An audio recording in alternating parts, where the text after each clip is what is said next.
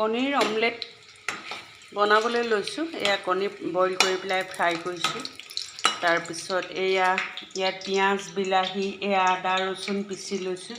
এয়া আলু বইল সৰু আলু গুটিটো বইল কৰি পেলাই দুফাল কৰি লৈছোঁ। তাৰপিছত এতিয়া এইখিনি কণী দম বনাম। কণীকেইটা ইতিমধ্যে হৈয়ে গৈছে বাৰু। এইকেইটা দম বনাম।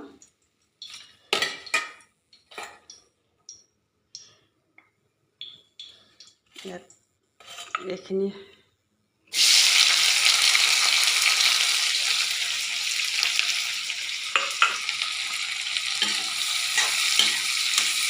বিলাহী ৰচুন পিঁয়াজ আদি সকলোবোৰ দি পেলাই এয়া ভাজি লৈছোঁ।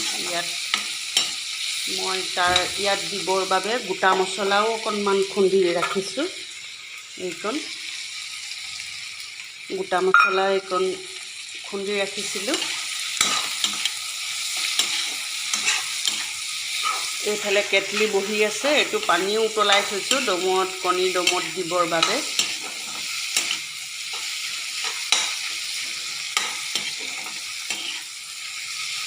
গতিকে আপোনালোকে মোৰ ৰেচিপি কেনেকুৱা হয় মই জানো নে নাজানো, তালিকাটো দেখিলেই গম পোৱা যাব। গতিকে জনাবচোন। স্বাদিষ্টৰ বাবে দমটো স্বাদিষ্ট হ'বৰ বাবে ছানৰাইজ জিৰা মছলা অকণমান দিছোঁ। তাৰপিছত দিম অকণমান ধনিয়া,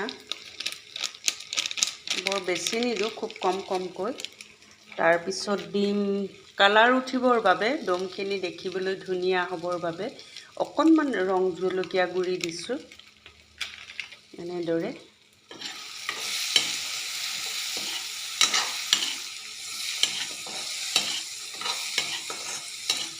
ইতিমধ্যে এইখিনি হৈ গৈছে। এতিয়া ইয়াত গেছটো চিমত ৰাখিছোঁ। আলুখিনি ফ্ৰাই কৰিম। পটকৈ অকণমান বহাই লওঁ।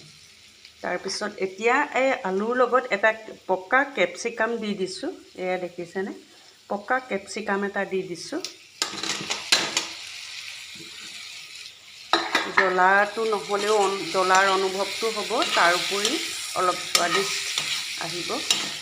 আলুখিনি ফ্ৰাই কৰি লৈছোঁ।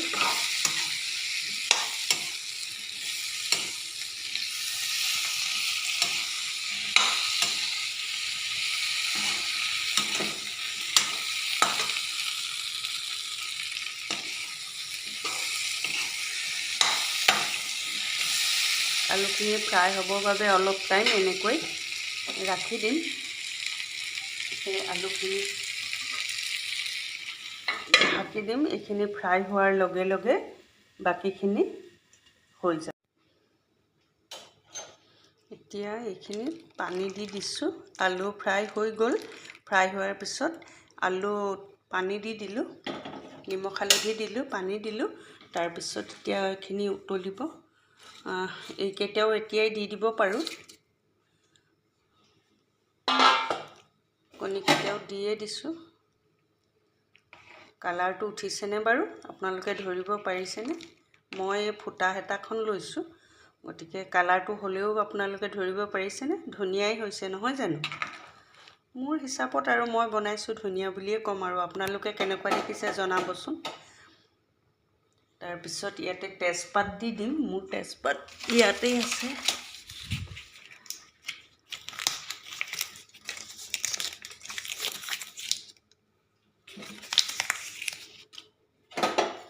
তেজপাত দুখিলা দি দিছোঁ। এটা চেণ্ট আহিব, ভাল লাগিব।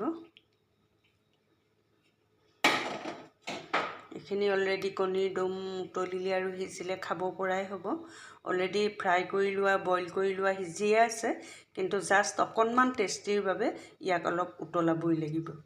গতিকে এইখিনি মোৰ হৈ গ'ল বুলিয়ে ধৰিব পাৰোঁ। অলপ উতলিবলৈ দিম, তাৰপিছত ধুনীয়াকৈ হৈ যাব। গতিকে আপোনালোকে কেনেকৈ দেখিলে মোৰ ৰেচিপিটো প্লিজ জনাব।